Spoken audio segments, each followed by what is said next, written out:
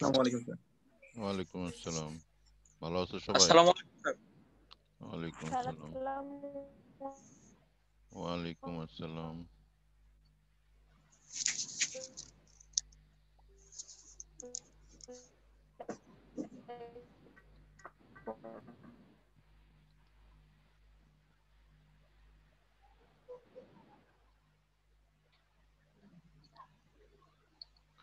আজকে Compton effect পড়বো বলছিলাম না?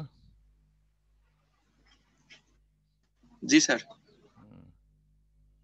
তো কম্পটন এফেক্টটা হলো যে ইলেকট্রন দ্বারা ফোটনের বিচ্ছুরণ। হ্যাঁ, তো কম্পটন প্রভাব হলো ইলেকট্রন এই যে কম্পটন বিচ্ছুরণে শক্তি হ্রাস পায়, ফোটনের শক্তি হ্রাস পায়। এটা হলো কম্পটনের প্রভাব। তা বিক্ষিপ্ত কম্পটনের ফোটনের শক্তি কম্পাঙ্ক কম হয়, তরঙ্গ দৈর্ঘ্য বৃহত্তর হয়।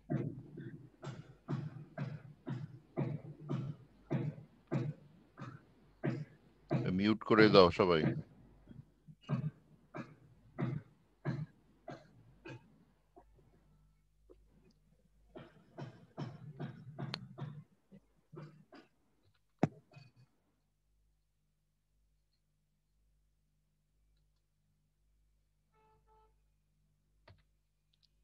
তার ফলে তরঙ্গ দৈর্ঘ্য বৃহত্তর হয়।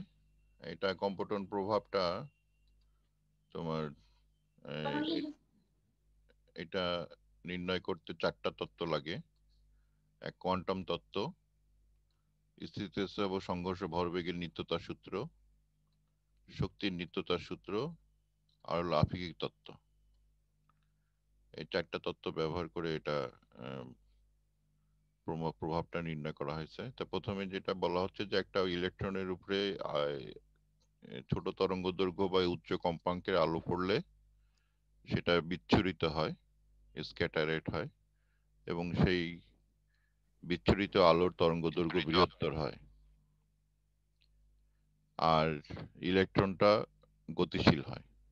হ্যাঁ, এই হলো মূল বিষয়টা। তো এটা গবেষণা যারা করছে তারা এরকম এই গ্রাফাইটের উপরে ইলেকট্রন ফেলছে, ফেলে সেটা আলো ফেলছে, আলো ফেলে এই বিচ্ছুরণটা নির্ণয় করছে বিভিন্ন অ্যাঙ্গেলে। তো এখানে বিক্ষিপ্ত অ্যাঙ্গেল যেটা, এই আলোটা যে পথে চলে আঘাত করে, তার সে আলোটা যদি আঘাত না করতো তাহলে যেদিক যাইতো সেই সম্ভাব্য পথের সাথে বিচ্ছুরিত আলো যে কোণ সৃষ্টি করছে সেটাকে বলা হয় বিচ্ছুরণ কোণ। এবং এটা এইভাবে গবেষণা তারা এইভাবে একটা রেখাচিত্র দিয়েছে। তা কম্পটন এফেক্ট, এইসব বিভিন্ন ধরনের ছবি আছে, ছবিগুলোর দিকে একটু তাকাইলে তোমরা দেখতে পাবে কেউ বিচ্ছুরিত আলোর সাথে আপতিত আলোর সাথে আপতিত আলোর গতিপথের সাথে বিচ্ছুরিত আলোর গতিপথকে ফাই ধরেছে, বিচ্ছুরিত ইলেকট্রনের গতিপথকে থিটা ধরেছে কোনটা।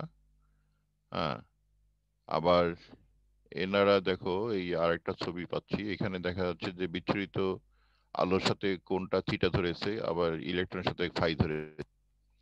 তাই এটা একটু খেয়াল রাখতে হবে চিত্র আঁকার সময়, যে আপতিত আঘাতকারী ফোটনের গতিপথ বরাবর রেখার সাথে সৃষ্ট কোণকে বিক্ষেপণ কোণ বলে। ফোটনের এই বিক্ষেপণ কোণকে সাধারণত ফাই দ্বারা প্রকাশ করা হয়, এবং বাংলাদেশে যত বই আছে সবাই ফাই দিয়ে প্রকাশ করেছে। তবে কেউ কেউ ফোটনের এই বিক্ষেপণ কোণকে থিটা দ্বারা প্রকাশ করে। তাই চিত্র আঁকার সময় সতর্ক হয়ে চিত্র আঁকতে হবে। তোমরা ফাই ব্যবহার করছো না থিটা ব্যবহার করছো? তো আমি ফাই ব্যবহার করে হিসাব করব। আমি এই জন্য এই ছবিটা নিয়েছি, ফাই ব্যবহার করে হিসাব করছি। তোমাদের যে বইগুলো আছে বইগুলোতে এরকম লেখা আছে অনেক বই, যে এক্স রে বা গামা রে মানে ক্ষুদ্র তরঙ্গ দৈর্ঘ্যে আলো, উচ্চ শক্তির আলো দিয়ে আঘাত করা হয়। আঘাত করলে এটা এই ইলেকট্রনটা আঘাত করলে ইলেকট্রনটা বিচ্ছুরিত হয় এবং আলোটাও বিচ্ছুরিত হয়, কিন্তু আঘাতকারী আলো এবং বিচ্ছুরিত আলো তরঙ্গ দৈর্ঘ্যের মধ্যে পার্থক্য হয়। এই পার্থক্যটা হিসাব করে এই উপরে যে চারটা তথ্যের কথা বলছি ওই চারটা তথ্য মানে স্বীকার করে নিয়ে হিসাব নিকাশ শুরু করা হয়। তাই হিসাব করতে যে যেটা প্রথমে যে ইলেকট্রনের যে ভর m এবং নিশ্চল ভর m0, তোমরা জানো যে গতিশীল আপেক্ষিক তত্ত্ব বলে যে কোনো কণা গতিশীল হইলে তার ভরের পরিবর্তন হয়। তা গতিশীল কণার ভর হলো m, আর স্থির কণার ভর ইলেকট্রনের ভর হচ্ছে m0, এবং সেই স্থির কণাতে যে পরিমাণ শক্তি থাকে সব শক্তি আমরা বিবেচনা করব। এই জন্য m0c² আইনস্টাইনের তত্ত্ব অনুযায়ী নিয়ে আসা হয়েছে। আর আঘাতকারী যে ফোটন তার শক্তি হলো h নিউ কোয়ান্টাম তত্ত্ব অনুযায়ী।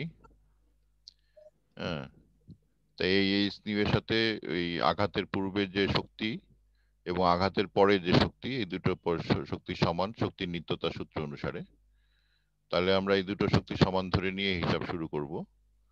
এবং আঘাতের আগে যেহেতু ইলেকট্রনের গতিশক্তি ছিল না, এই জন্য 0 ধরেছে। আর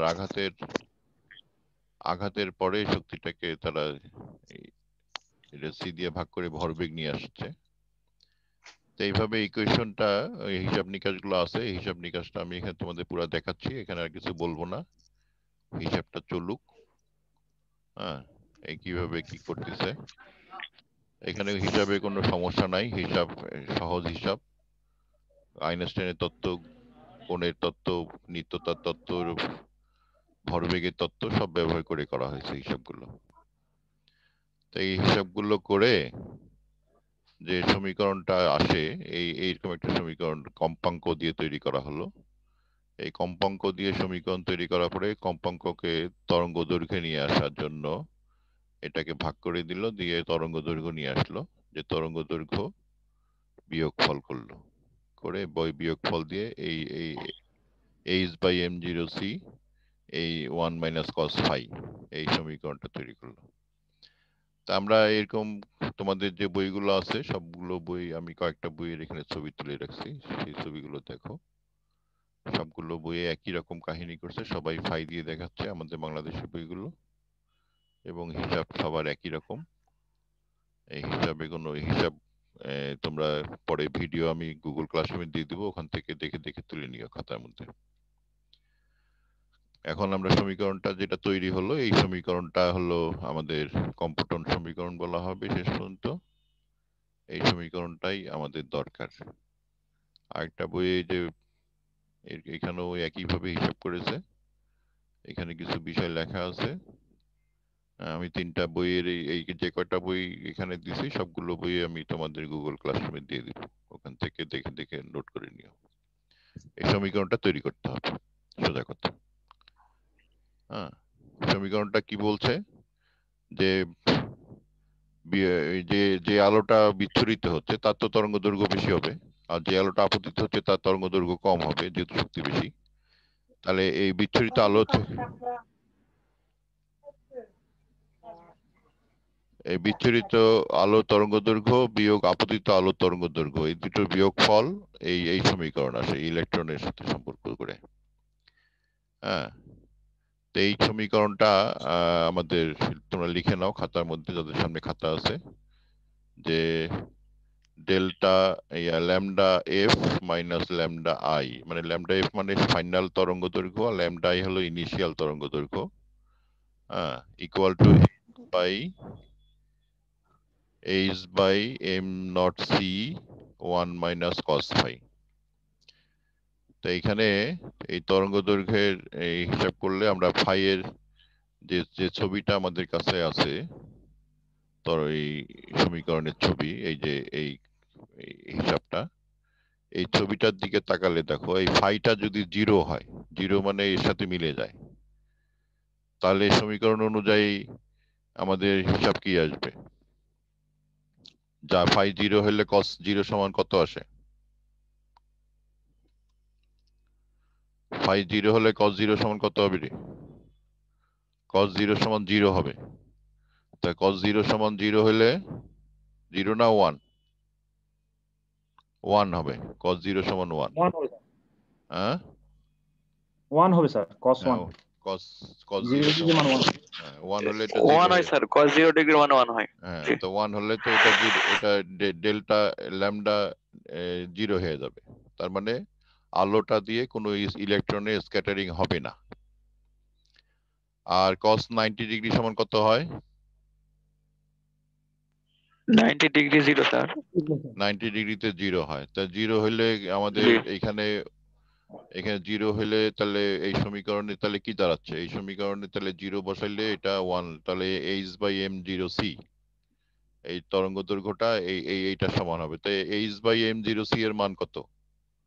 স্যার ওটা তো ধ্রুবক মান স্যার, এগুলা তো হ্যাঁ, এই ফিক্সড যে মান। ধ্রুবক মানের মান হচ্ছে 24.4 পিকোমিটার। হ্যাঁ, আমি এটা বের করছি, তোমাদের দেখাই। হ্যাঁ, 24.4 পিকোমিটার। তাহলে এই এই এই 24.4 পিকোমিটার যে আলোটা, এই আলোটা পড়লেই তোমাদের এই হিসাব ঠিক হবে। এখানে বের করে রাখছে তোমাদের স্যারেরা ওই বিভিন্ন বইয়ে। এই যে 24.4 0.0242 আংস্ট্রম মানে পিকোমিটারে যদি আমরা করি 24.2 পিকোমিটার হচ্ছে। তো লিখে নাও 24.2 পিকোমিটার এই ধ্রুবকটার মান, নাকি পিকোমিটারে না 2.242 পিকোমিটার। এই যে এটা আমি হিসাব করে রাখছি 2.42 পিকোমিটার। আমার ছবিটা বড় করে দেখে নাও।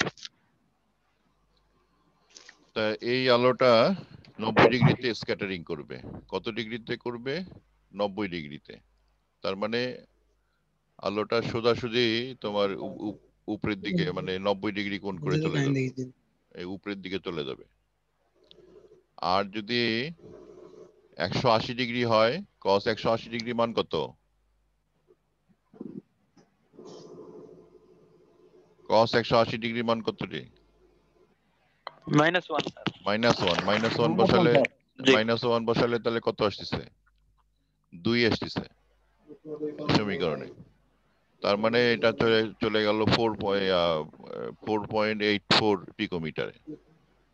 তাহলে তখন কি হচ্ছে? তখন আলোটা কোন দিকে যাচ্ছে? 180 ডিগ্রি হওয়া মানে আলোটা এই দিকে চলে যাচ্ছে, পিছন দিকে চলে আসতেছে। হ্যাঁ, তাহলে আলোটা পিছন দিকে আসা, আমাদের এই আলোটা যদি পিছন দিকে আসে তাহলে এটা বলবো যে এটা স্ক্যাটারিং বিপরীত দিকে, মানে আলোটা ফিরে আসছে। তাহলে ফিরে আসার থেকে তাহলে আমাদের এই 2.42 থেকে 4.84 এর মাঝেই হলো আমাদের স্ক্যাটারিং হবে, এর বেশি হবে না। এই হচ্ছে তোমাদের এই হচ্ছে তোমাদের কম্পটন এফেক্ট, এবং কম্পটন এফেক্টের এই বিষয়টাই তোমাদের পড়াইতে হবে, মানে তোমরা শিখবে আর কি। এটা তো তোমরা তৈরি করবে, এবং ব্যাখ্যাটা যেটা দিলাম যে তিনটা ব্যাখ্যা। একটা হলো যে 0 হলে কত হয়, ফাই সমান 0 হলে কত হয়, ফাই সমান 90 ডিগ্রি হলে কত হয়, আর ফাই সমান 180 ডিগ্রি হলে কত হয়। আর ফাই এর মান টান দিয়ে অঙ্ক টঙ্ক থাকে, ফাই সমান 135 ডিগ্রিতে কত আসবে, এগুলো বিভিন্ন মান দেওয়া থাকে। তো তোমরা এগুলো একটু দেখে নিবা, তোমাদের এই বিশ্লেষণগুলো আছে, বিশ্লেষণগুলো করে নিবা।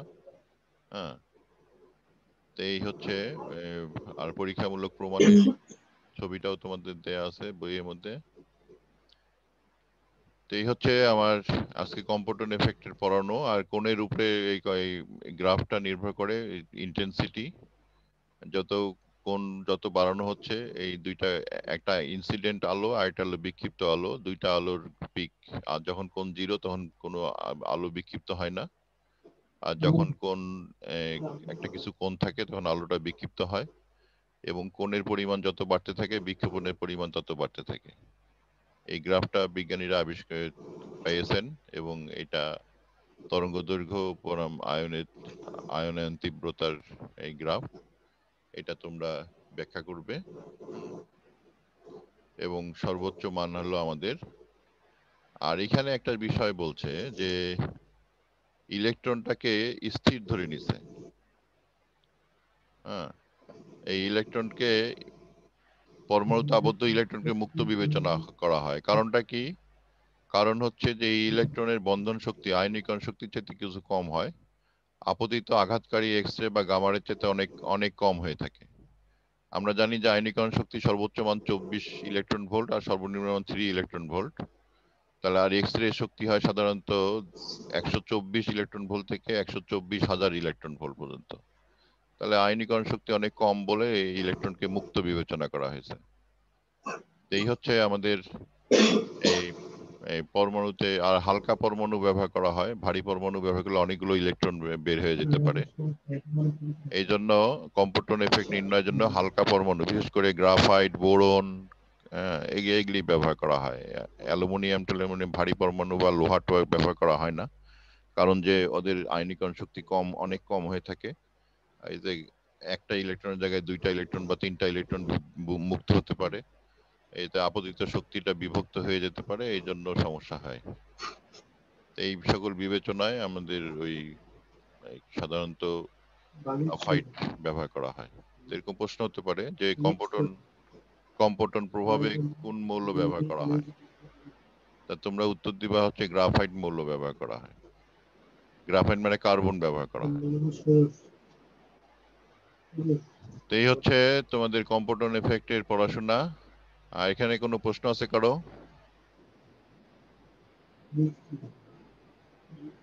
কম্পটন এফেক্টের প্রশ্ন আছে? এরপরে আমরা আরেকটা ক্লাসে চলে যাব। আমি এখন পড়াবো হাইড্রোজেন বর্ণালী। হাইড্রোজেন বর্ণালীও তোমাদের পড়া আছে। হাইড্রোজেন বর্ণালীটা দেখি একটু। হাইড্রোজেন বর্ণালী কাকে বলে? হাইড্রোজেনের রেখা বর্ণালী বা মৌলের রেখা বর্ণালী দুইটা আমরা শিখবো এখন। তো হাইড্রোজেনের রেখা বর্ণালী মৌল কাকে বলে? যেসব পদার্থকে ভাঙলে ওই পদার্থ ছাড়া অন্য উপাদান তাকে মৌল বলে। হ্যাঁ, মৌল বস্তুর সময় শুধু পরমাণু থাকে, সমপরমাণু বিশিষ্ট অণু থাকে, যেমন হাইড্রোজেন ইত্যাদি ইত্যাদি।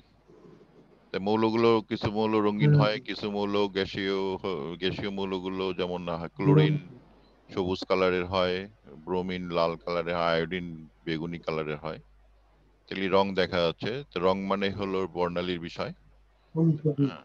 তাই তোমাদের এই একটা জিনিস এখানে লক্ষ্য করো, এই যে আয়োডিনটা যেটা আছে, এই দেখো এদিকে, এই আয়োডিন এখানে দেখা যাচ্ছে যে ধূসর কালারের। তারপরে এখানে দেখো আয়োডিনটা দেখা যাচ্ছে বেগুনি কালারের।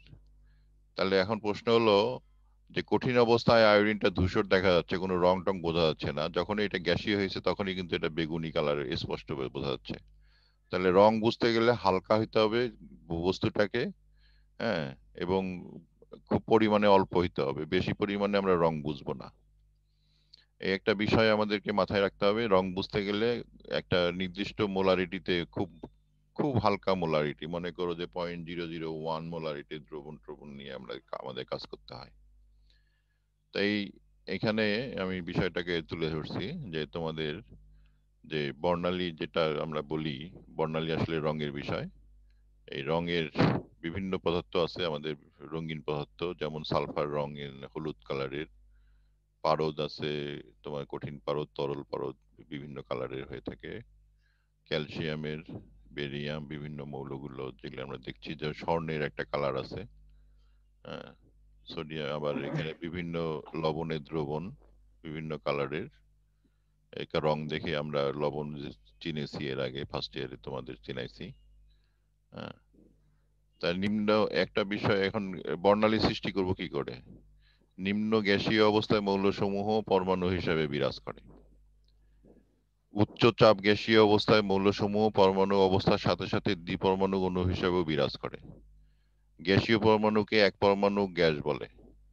নিষ্ক্রিয় গ্যাসসমূহ এক পরমাণু গ্যাস। নিম্ন চাপে ধাতব মৌলসমূহ এক পরমাণু গ্যাস হিসেবে বিরাজ করতে পারে। কঠিন ও তরল অবস্থা পদার্থ হলো ঘন অবস্থা। মৌলের ঘন অবস্থায় পরমাণুসমূহ পরস্পরের সংস্পর্শে থেকে পারমাণবিক বর্ণালী সৃষ্টিতে বাধা সৃষ্টি করে। তাহলে ঘন অবস্থা সময়ে নিরবিচ্ছিন্ন ব্যান্ড বর্ণালী গঠিত হয়। ঘন অবস্থায় আমরা কখনো পারমাণবিক বর্ণালী পাবো না। তাহলে পারমাণবিক বর্ণালী সৃষ্টির জন্য শর্ত হচ্ছে গ্যাসীয় অবস্থায় যেতে হবে। বুঝতে পারছো সবাই? জি স্যার। হ্যাঁ, গ্যাসীয় অবস্থা একটা পয়েন্ট আমাদের পেলাম যে পারমাণবিক বর্ণালীর জন্য আমাদের গ্যাসীয় গ্যাস দরকার। এই সোডিয়াম বাল্ব তোমার দেখো রাস্তাঘাটে আছে অনেক জায়গায়, ঢাকাতে অনেক আছে, বগুড়ায় অনেক ছিল, সব খুলে নিয়ে গেছে। তো এই সোডিয়াম বাল্বে হলুদ আলো হয়, হ্যাঁ, একটা একবর্ণী আলো, এটা সোডিয়াম বাল্ব। আমাদের ল্যাবেও সোডিয়াম বাল্ব আছে কয়েকটা, ওটা প্র্যাকটিক্যাল আছে কিন্তু তোমাদের করানো হয় না। সোডিয়াম বাল্বে আলো হলুদ রঙের, একটা যখন এই সোডিয়াম বাল্বের মধ্যে উচ্চ চাপে যখন সোডিয়াম বাল্বে সোডিয়াম গ্যাস থাকে তখন কিন্তু রংটা হয়ে যায় সাদা, তখন আর হলুদ থাকে না। এটা স্যার একটা এই সোডিয়ামটা বাল্বের মধ্যে, স্যার সোডিয়ামটা বাল্বের মধ্যে কিভাবে কাজ করে স্যার, রংটা সৃষ্টি করে? এই হাইড্রোজেন বর্ণালী যেরকম সৃষ্টি হয় সেরকম নাকি স্যার? সেরকমই সেরকমই, এটা আমরা দেখবো, এখনই দেখবো। তো এই যে এটা একটা বর্ণালী, হ্যাঁ, এই যে কালো একটা ফিল্মের উপরে এটা দাগগুলো সৃষ্টি হয়েছে, রঙিন রঙিন দাগ। তো বর্ণালীটা কিভাবে সৃষ্টি হয়? এটা বর্ণালী গ্রাফের মধ্যেও আমরা বর্ণালী তৈরি করতে পারি। এখানে গ্রাফের মধ্যে আমরা এই যে ইন্টেন্সিটি উপরের দিকে দেখো, উপরের দিকে কতগুলো আলো শোষিত হয়েছে তার তার হিসাব নিকাশ এখানে পাওয়া যাবে। তো এটা তোমাদের তো স্পেকট্রোস্কোপি পড়াচ্ছে, ওখানে তোমরা এরকম গ্রাফ অনেক পাবে। তবে যে নিয়নের যে আলো, হ্যাঁ, নিয়ন সাইন তোমরা রাস্তাঘাটে ঢাকাতে অনেক দেখতে পাবে, বগুড়াতেও কয়েকটা আছে, হ্যাঁ, এগুলি। আবার মার্কারি বাল্ব, তোমাদের অনেক দোকানে মার্কারি বাল্ব থাকে, একদম সাদা আলো হয়, ফটফটা সাদা আলো। হাইড্রোজেনের বর্ণালী, এটা আর্গনের বর্ণালী, হ্যাঁ, এরকম বাল্ব তৈরি করে রাখা হয়েছে, এগুলির আবার বর্ণালী দেখা হবে। নিয়ন সাইন তোমরা দেখো অনেক জায়গায় আছে। হ্যাঁ, তো এবার শিখা যেটা আমরা তৈরি করি, শিখাগুলো কিন্তু রঙিন হয়, শিখাগুলো কিন্তু বর্ণালী। তো এরকম বিভিন্ন এই শিখাগুলো থেকে এরকম বর্ণালী, স্টোনসিয়ামের শিখা লাল হয়, তার বর্ণালী এরকম বিভক্ত হয়ে যায় এরকম, সবই কিন্তু বর্ণালী। তাহলে শিখাতে বর্ণালী, বাল্বে বর্ণালী, আমাদের আরো অনেক জায়গায় বর্ণালী আছে, হ্যাঁ। সোডিয়াম ক্লোরাইডের শিখা তোমরা বাসাতেই প্র্যাকটিস করতে পারো, তোমাদের বাসায় লবণ আছে, এই যে গ্যাসের চুলাতে লবণ একটু ছিটাই দিয়ে হলুদ হয়ে গেছে, বাস ওইটাই সোডিয়ামের শিখা। হ্যাঁ। তো এরকম করে আমরা বিভিন্ন লবণ একসাথে দিয়া অনেক ধরনের সুন্দর সুন্দর শিখা তৈরি করতে পারি, বিভিন্ন রকমের। হ্যাঁ। তো এরকম আমাদের শিখা তৈরি করার বিভিন্ন টেকনিক আছে, আমরা সেই টেকনিক গুলো ব্যবহার করতে পারি। যে তোমরা আতশবাজি দেখো, 1 জানুয়ারিতে দেখবা আতশবাজি দিয়ে গোটা বিশ্ব ভরে গেছে, আর বিভিন্ন অনুষ্ঠানে আতশবাজি করা হয়, এগুলি স্যার কিন্তু এটা তো বিভিন্ন, সিডনি অপেরা হাউস স্যার। হ্যাঁ, এগুলি দিয়ে, এটা সিডনি অপেরা হাউসের পাশে ব্রিজ, এই ব্রিজে এখানে কোনো একটা নববর্ষের এটা। তো এখানে তোমার বিভিন্ন লবণ ব্যবহার করা হয়, এই বিভিন্ন লবণ দিয়ে বিভিন্ন শিখা তৈরি করা হয়, মানে বিভিন্ন রং তৈরি করা হয় আতশবাজিতে। লবণটাই হলো মেইন ফ্যাক্টর। তো আতশবাজি তোমরা এখানে কোন লবণ দিয়ে কি আলো হবে সেটা এখানে তালিকা করে দেওয়া আছে, হ্যাঁ। তাহলে রংটা কি? রং হচ্ছে তোমার প্রতিটা ভিন্ন ভিন্ন তরঙ্গ, হ্যাঁ। এই তরঙ্গের কোয়ান্টার, তরঙ্গ দৈর্ঘ্য, কম্পাঙ্ক, কম্পন সংখ্যা, তরঙ্গ পর্যায়, কাল কৌণিকভাবে ভিন্ন হয়, এটা হলো রং। এই এই এই এই চক্রটা তো তোমরা সবাই চেনো তাই না? বিনিয়া সহকলা এই চক্র, নিউটনিয়ান চক্র বলা হয়। এই চক্রের একটা মজার বিষয় আছে, যে বেনিয়া সহকলা, এই যে বেগুনি, নীল, আসমানি, সবুজ, হলুদ, কমলা, লাল, এটাকে একটা চক্রের মধ্যে ফেলে দিয়া তোমাকে যদি বলা হয় যে নীল আলোর বিপরীত কালার কি, তো নীল আলোর বিপরীত এই চক্রের মধ্যে যেটা তার বিপরীত আছে সেটাই তার বিপরীত কালার। নীল আলোর বিপরীত কালার হলো কমলা কালার। সবুজ আলোর বিপরীত কালার কি? সবুজ আলোর বিপরীত কালার হবে লাল কালার। মানে বিপরীতে যা স্যার থাকবে। এরকম স্যার একটা হ্যাঁ, প্রশ্ন দেখছিলাম স্যার, যে হ্যাঁ, হলুদ রঙের সম্পূরক রং কোনটি? হ্যাঁ, হলুদের এরকম একটা সম্পূর্ণ রং প্রশ্ন, হলো বেগুনি অথবা মেজেন্ডা, এই দুটো যে কোনো একটা আসবে। মানে এই পাই চার্ট থেকে দেখা যাবে, সেটা জি বোঝা যাবে। জি জি, এই চক্রটাই হলো মেইন চক্র। তা জি আলোতে স্যার, বর্ণ, থ্যাংক ইউ স্যার। পদার্থে বর্ণ, শিখায় বর্ণ, আকাশে বর্ণ, তারায় বর্ণ, দেখায় বর্ণ, স্বাদে বর্ণ, বিশ্ব বর্ণময়, তাই না? তাই এই চক্রটা তোমাদের মনে রাখতে হবে। তাহলে তুমি ইয়েলো কালারের বিপরীত কালার কি? Blue colour. রেড এর বিপরীত কি? Cyan colour. গ্রিন এর বিপরীত কি? Magenta colour. কালারের বিভিন্ন নাম আছে। এবার এই 8 চক্র ভাগ করা হয়েছে, এখান থেকেও তোমরা বিভিন্ন ইয়ে দেখতে পারো, তো এগুলি রাখতে হবে তোমাদের সামনে, যে বিপরীত কালার যদি তুমি কম্পিটিটিভ কালার যদি বের করতে চাও তাহলে এই চক্র দিয়ে করতে হবে কাজটা। হ্যাঁ, কমপ্লিমেন্টারি কালার্স। হ্যাঁ, কমপ্লিমেন্টারি কালার্স আর যে শোন দ্য কালার, মানে হুইল কালার, এই কালার হুইলে যে বিপরীতে যেটা থাকবে সেটাই কমপ্লিমেন্টারি কালার। গ্রিনের কমপ্লিমেন্টারি রেড। তাই এখানে তাহলে বর্ণ হলো ভিন্ন ভিন্ন তরঙ্গ দৈর্ঘ্য বর্ণ হয়, এবং এর জন্য যে সূত্রটা সেটা তো তোমরা প্রতিষ্ঠিত সূত্র, H nu H C by lambda H C H nu C nu bar ইত্যাদি ইত্যাদি। তা বর্ণালী হলো স্পেকট্রাম, বিভিন্ন বর্ণের সমাহার, বলকে বর্ণালী বলি। হ্যাঁ, বর্ণালী তৈরি করার জন্য আমাদের প্রিজমের মধ্যে দিয়ে আলোকে পার করাইতে হয়। শব্দেরও বর্ণালী আছে, আল্ট্রাসনিক, সনিক, হাইপারসনিক, ইনফ্রাসনিক, সব বর্ণ এই শব্দ বর্ণালী। আলোর বর্ণালী আমাদের স্পেকট্রামের, আলোর বর্ণালীকে আমরা সূর্য আলোকে এইভাবে ভাগ করতে, UVC, UVB, EVA, visible, infrared. এগুলো আমাদের একটা রংধনু, এটা বর্ণের সমাহার। পাই ডিয়ার মানে হলো হরিণ। হরিণ কিন্তু অনেক বেশি দেখতে পায় আমাদের চাইতে। মানুষের চোখ এই এই এই আলো দেখতে পায়, এই কটা আলো, আর হরিণ এর বাইরেও দেখতে পায়। হ্যাঁ,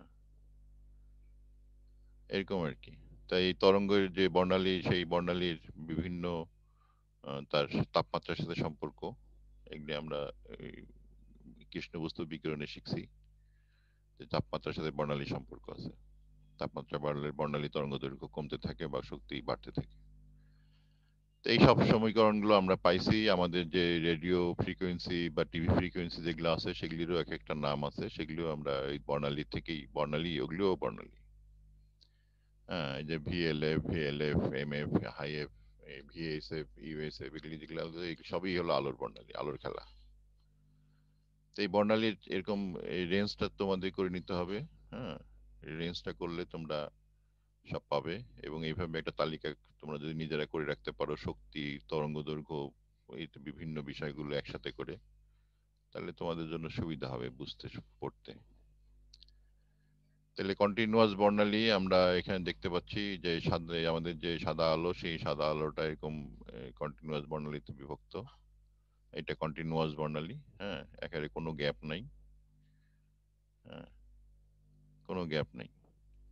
তাহলে বিকিরণের যে আমাদের যে অঞ্চলগুলো, সেই অঞ্চলগুলোর নামগুলো মুখস্থ রাখতে হয়। কসমিক রে, গামা রে, এক্স রে, অতিবেগুনি, দৃশ্যমান, অবলোহিত, মাইক্রোওয়েভ, রেডিও ওয়েভ। এদের শক্তি যথাক্রমে হ্রাস পাচ্ছে উপর থেকে নিচের দিকে। হ্যাঁ, এগুলি একটু মনে রাখতে হবে তোমাদেরকে, কারণ এগুলি তোমাদের ভবিষ্যতে সবসময় কাজে লাগবে। আর দৃশ্যমান আলো, বেনিয়া সহকলা, আমরা ভিউজিওর বলি, অথবা বেনিয়া সহকলা বলি, বেয়ানি সহকলাও বলে কেউ। আমেরিকায় রয়েজি বিভ বলে। ভিউজিওরকে উল্টা দিকে বলে, ওরা লাল, মানে উল্টা দিকে। আমরা বলি বেগুনি থেকে লালের দিকে, ওরা লাল থেকে বেগুনি দিকে বলে। তাই এটা অঞ্চলের ঠিক নাই, কেউ কেউ বিভিন্ন ভাবে বলে, তাই কোয়ান্টা হিসাবে দেখানো হয় আলোকে। হ্যাঁ, তাই এইটা কোনটা দিয়ে কি হয় তোমাদের স্পেকট্রোস্কোপিতে লাগবে। হ্যাঁ, এই যে অতিবেগুনি আলো দিয়ে কি হয়, ইলেকট্রনের কক্ষপথে পরিবর্তন ঘটে অতিবেগুনি দৃশ্যমান অবলোহিত অঞ্চলের কিছু অঞ্চল দিয়ে। মাইক্রোওয়েভ দিয়ে কি হয়, ইলেকট্রনের স্পিনের পরিবর্তন ঘটে। রেডিও ওয়েভ দিয়ে কি হয়, রেডিওতে নিউক্লিয়াসের স্পিনের পরিবর্তন ঘটে। হ্যাঁ, তারপরে অবলোহিত অঞ্চলে অণুর কম্পনের পরিবর্তন ঘটায়। মাইক্রোওয়েভ অঞ্চলে কোয়ান্টা অণুর আবর্তনের পরিবর্তন ঘটায়। অবলোহিত অঞ্চলের কোয়ান্টা অণুর আবর্তন, কম্পন উভয়ের যুগপৎ পরিবর্তন ঘটায়। এক্স রে অঞ্চলের কোয়ান্টা কঠিনের নিউক্লিয়াসের কোয়ান্টাম স্তরে পরিবর্তন ঘটায়। এক্স রে অঞ্চলের কোয়ান্টা পরমাণুর অভ্যন্তরীণ স্তরের, মানে কোর স্তর যেগুলো আছে সেগুলির ইলেকট্রনের কক্ষপথে পরিবর্তন ঘটায়। গামা রে অঞ্চলের কোয়ান্টা নিউক্লিয়াসকে ভেঙে ফেলতে পারে। অতিবেগুনি দৃশ্যমান অঞ্চলের কোয়ান্টা অণুকে ভেঙে ফেলতে পারে। তা বিভিন্ন অঞ্চলের আলো দিয়ে আমাদের বিভিন্ন রকম বস্তু বাহ্যিক ক্রিয়া, বস্তুতে ক্রিয়া ঘটে। এগুলি তোমাদের তালিকা করে রাখতে হবে, কারণ যে তোমাদের স্পেকট্রোস্কোপি লাগবে। স্যার কোয়ান্টা অণু কি স্যার? কোয়ান্টা অণু কই? কোয়ান্টা অণুর, অণু তো না, অণুর। একটা কোয়ান্টা মানে আলো, আর অণুর এগুলি ঘটনাগুলো ঘটাচ্ছে। একটা আলো এখানে দিয়ে, লেখা আছে কোয়ান্টা অণুকে, হ্যাঁ লাস্ট লাইন স্যার। এটা কোয়ান্টা জি অণুকে স্যার, ভেঙে ফেলতে পারে, কোয়ান্টা অণুকে স্যার ভেঙে ফেলতে পারে। সে কোয়ান্টা কি স্যার? কোয়ান্টা আলোর কণা, ফোটন। ও, ফোটন। হুম, ফোটনকে প্রথমেই তো কোয়ান্টা বলা হয়েছিল, পরে তো আইনস্টাইন ফোটন বলছে। এটা কোয়ান্টা হিসাবে, কোয়ান্টা মানে হলো আলোর কণা। এই যে আলোর কোয়ান্টা, শোষণ নির্গমন ঘটে। তা কোন অঞ্চলে আলো দিয়ে কি ঘটে সেটা তোমাদের জানতে হবে। হ্যাঁ, এটাকে বলা হয় কন্টিনিউয়াস লাইন স্পেকট্রাম, নিরবিচ্ছিন্ন আলো। হ্যাঁ, কোনো গ্যাপ নাই। হ্যাঁ, নিরবিচ্ছিন্ন আলো। বর্ণালীর ধরন, শোষণ আর নির্গমন দুই ধরনের বর্ণালী হতে পারে। উত্তপ্ত উৎস থেকে নির্গত বর্ণালী হলো নির্গমন বর্ণালী। আর উত্তপ্ত উৎসের মাঝে শীতলতর স্বচ্ছ পদার্থ শোষণ বর্ণালী গঠন করে। তাহলে উত্তপ্ত উৎসের মাঝে যদি শীতল বস্তু রাখো তাহলে সেটা শোষণ বর্ণালী দিবে। আর উৎস থেকে সরাসরি যে আলোটা পাবো সেটা নিয়ে হলো নির্গমন বর্ণালী। হ্যাঁ, তো শোষণ বর্ণালী গুলো কি করে, রঙিন জীবনে কালো রেখা তৈরি করে। রঙিন মানে এই শোষণ বর্ণালী যখন হবে, মানে আমাদের তো সব আলোই থাকবে, কিন্তু মাঝখান থেকে কিছু কিছু শোষিত হবে। এটা পদার্থের বৈশিষ্ট্য অনুযায়ী হবে। আর নির্গমন বর্ণালী কি হবে, কালো রিবনে রঙিন রেখা। হ্যাঁ, যেখানে নির্গমন বর্ণালী হবে সে যে যে যে বস্তু থেকে আলোটা নির্গমন হচ্ছে সেই অনুযায়ী তার রেখা তৈরি হবে। বোঝা গেছে? তা শোষণ বর্ণালী রঙিন রিবনে কালো রেখা, আর নির্গমন বর্ণালী কালো রিবনে রঙিন রেখা। এটা একটু মনে রাখতে হবে, কারণ যে আমাদের বর্ণালী নিয়ে যখন কাজ করব তখন আমরা এরকম করে দুই রকম বর্ণালী আমরা আলোচনা করব, শোষণ বর্ণালী, নির্গমন বর্ণালী। পদার্থই বিকিরণ উৎপাদন ও নির্গমন করে, পদার্থই বিকিরণ শোষণ করে। তাহলে পদার্থই আর এই কাজগুলো করে, কোয়ান্টা উৎপাদনও করে আবার শোষণও করে। তা বর্ণালী হলো নিরবচ্ছিন্ন বর্ণালী ও বিচ্ছিন্ন বর্ণালী। বিচ্ছিন্ন বর্ণালী ব্যান্ড বর্ণালী ও রেখা বর্ণালী হতে পারে। নিরবচ্ছিন্ন বর্ণালী সকল বর্ণালী উপস্থিত, বিচ্ছিন্ন বর্ণালী কিছু বর্ণালী উপস্থিত, শোষণ বর্ণালীতে কিছু বর্ণালী অনুপস্থিত। হ্যাঁ, এই বিষয়গুলো একটু তোমাদের ভালো নজরে রাখতে হবে। তাহলে আমরা নিরবিচ্ছিন্ন বর্ণালী, শোষণ বর্ণালী দেখতে কেমন? এটা নিরবিচ্ছিন্ন বর্ণালী, কোনো কোনো কালো রেখা নাই, আর এই শোষণ বর্ণালী কালো কালো রেখা আছে। হ্যাঁ, তা ব্যান্ড বর্ণালী, কিছু কিছু ব্যান্ড বর্ণালী আমরা পাই, তখন আবার ওই যে মানে ব্যান্ডের মতো আলো দেখা যাবে। তো এই হচ্ছে বর্ণালীর বিষয়। হ্যাঁ, the continuous spectrum, line spectrum, শোষণ। তো এই আলোটা, এই যে যে বর্ণালীটা আমরা এখানে দেখতে পাচ্ছি, এটা কে দিছে? পরমাণু দিছে না অণু দিছে না সরলায়ন দিছে না যৌগমূলক দিছে না কঠিন পদার্থ দিছে না তরল পদার্থ দিছে না নিম্নচাপ গ্যাসীয় বাষ্প দিছে না নিম্নচাপ আণবিক গ্যাস দিছে না উচ্চচাপে পারমাণবিক গ্যাস দিছে না উচ্চচাপে আণবিক গ্যাস দিছে? কে দিয়েছে এই বর্ণালীটা? এটা শোষণ বর্ণালী না নির্গমন বর্ণালী, বলো?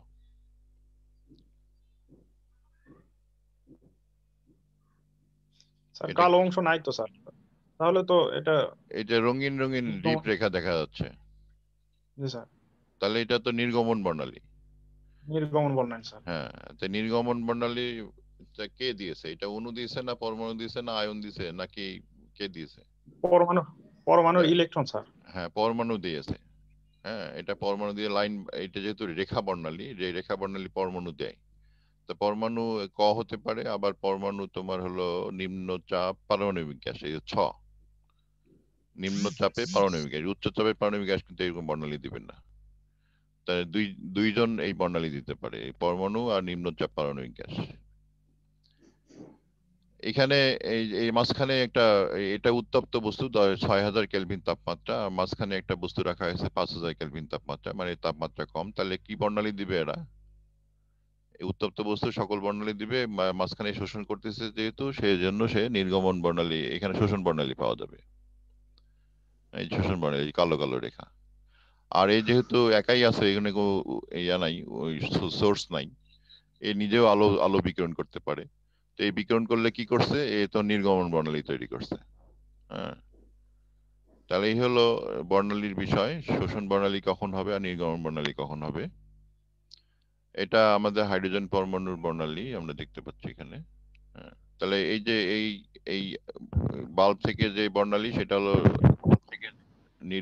নিরবচ্ছিন্ন বর্ণালী, আর বাল্ব থেকে এখানে আলো শোষণের পরে যেটা বর্ণালী তৈরি হয়েছে সেটা শোষণ বর্ণালী, আর এ যে নিজে যেটা আলো তৈরি করছে সেটা হলো নির্গমন বর্ণালী। হ্যাঁ, কিভাবে আমরা বর্ণালী তৈরি করি তার একটা মোটামুটি একটা ধারণা তোমরা পেলে। তাহলে এই বর্ণালী যেহেতু পরমাণু রেখা বর্ণালী তৈরি করে, তাহলে রেখা বর্ণালী আমাদের কেন তৈরি করলো সেটার একটু ব্যাখ্যা আমাদের জানতে হবে। তাই যে পরমাণু হাইড্রোজেনের যে রেখা বর্ণালী, এটা অনেক আগে বিজ্ঞানীরা আবিষ্কার করছে। বিজ্ঞানী বামার, বিজ্ঞানী রিডবার্গ। হ্যাঁ, তাই সেইটা আমরা একটু ব্যাখ্যাটা দেখি ওরা কি ব্যাখ্যা দিছিল। তখন তারা ব্যাখ্যা দিতে পারি নাই, তারা শুধু সূত্র দিয়েছিল। হ্যাঁ, সেই সূত্রটা আমরা একটু দেখে নিই, আমাদের পড়ার মধ্যে যেহেতু আছে এটা। এগুলি সব ছবি অনেক দেখা হয়েছে, আমরা হচ্ছে সূত্রটার দিকে তাকাই।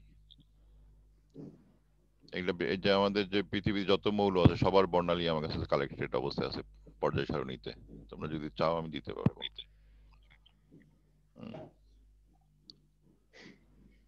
তো এই হলো আমাদের শোষণ বর্ণালী, নির্গমন বর্ণালী, বিভিন্ন মৌলের বর্ণালী, এগুলি আমরা দেখি।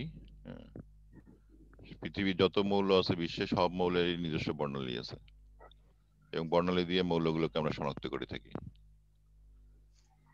রং দেখে দেখে আমরা মৌল শনাক্ত করি, এবং সেই অভ্যাস আমাদের করানো হচ্ছে ফার্স্ট ইয়ার থেকে। এই যে হাইড্রোজেন বর্ণালী যে বামার যে সমীকরণটা দিছিল সেটা হলো যে lambda equal to 3645.6 n square divide by n square minus 4 angstrom. তো এইখানে n এর সর্বোচ্চ মান ছিল 345 এইটা, এবং এখানে এই মানগুলো বসাইলে এই ধরনের বিভিন্ন তরঙ্গ দৈর্ঘ্য পাওয়া যায়, এবং এই তরঙ্গ দৈর্ঘ্যগুলো আমরা এখানে দেখতে পেয়েছিলাম। তো এই তরঙ্গ দৈর্ঘ্যের জন্য আমরা এরকম একটা রেখা বর্ণালী, 3টা রেখা 4টা রেখা আমরা তৈরি করছি যে এটার জন্য। আর রিডবার্গ যে সমীকরণটা দিয়েছিল সেটা তোমাদের মনে আছে যে nu bar equal to R into 1/m square minus 1/n square, যেখানে n এর মানটা m এর চাইতে বড়, এবং সেখানে n এর মান ধরা হয়েছিল মানে n এর চাইতে বড়, তাহলে আমরা n সমান m প্লাস q ধরলাম, q সমান 1 2 3 4 ইত্যাদি পূর্ণ সংখ্যা, এবং এখানে আমরা m এর মান 1 ধরে n এর মান 2 3 4 ইত্যাদি ধরে যে এরকম রেখা পাবো, এরকম হিসাব নিকাশ বিজ্ঞানী উনি করেছিলেন। হ্যাঁ, তাহলে এখানে আর এর মানটা কত পাইছে এটা একটু মনে রাখতে হবে, 109.7 10 to the power 5 per centimetre, 1.097 10 to the power 7 per metre, এরকম। তাই বোরের তত্ত্ব, হ্যাঁ, তাহলে ওইটা বোরের তত্ত্ব দিয়ে এই যে আমরা যে শক্তির যে সমীকরণ হিসাব পাইছিলাম 2.18 10 টু দি পাওয়ার মাইনাস 18, এটা একটু মুখস্থ করে রাখবা সবাই। Minus 2.18 10 to the power minus 18 joule, অথবা এটা ইলেকট্রন ভোল্টে মুখস্থ করতে পারো 13.6 ইলেকট্রন ভোল্ট, এটা মুখস্থ রাখবে। তো এটা যখন এই যে জি এর মধ্যে বসানো হলো, মানে বামারের যে ধ্রুবকটা, এই যে কত পাইছিলাম বামারের ধ্রুবক, এটা মনে আছে এই যে 3645, ওখানে যখন আমরা এর মান বসাইলাম 4 গুণ করে, তখন এই যে 3644 অ্যাংস্ট্রম পাওয়া গেল। তাহলে এই যে মানে আমাদের যে বোরের তত্ত্ব থেকে আমরা এই সময় এই বামারের ধ্রুবকটা পেয়ে গেছি। আবার রিডবার্গ ধ্রুবকটাও কিন্তু পাচ্ছি। রিডবার্গ ধ্রুবক হলো E0/hc, এবং এটা মানে যে দেখো মিলে গেছে। তাহলে এর বোরের তত্ত্ব থেকে এই দুইটা মানে বামারের ফ্রিকোয়েন্সি গুলো, তরঙ্গ দৈর্ঘ্য গুলো এবং বোরের কম্পন সংখ্যাগুলো সব মিলে গেছে, এবং বোরের ধ্রুবক এবং বামারের ধ্রুবক, রিডবার্গের ধ্রুবক আমরা মিলাই দিতে পারছি। বোরের তত্ত্বে এই সাফল্য হাইড্রোজেন বর্ণালী ব্যাখ্যা করতে পারলো, সুতরাং বোরের তত্ত্ব প্রতিষ্ঠিত হলো। স্যার এইখানে ই নোটের যে মানটা আছে মাইনাস, এই মাইনাস তো সূত্র থেকে আসছে স্যার। হ্যাঁ, সূত্র থেকে আসছে। জি, যখন এই যে সূত্র মানে ই নোটের মানটা ব্যবহার করো তখন কি মাইনাসটা ব্যবহার করবো সাথে? মাইনাস ব্যবহার করলে তোমার বোরের সমীকরণ ব্যবহার করতে হবে। হ্যাঁ, এখানে তুমি মাইনাস ব্যবহার না করলে এটা হিসাব মিলাইতে পারবে না। বোরের যে সূত্রটা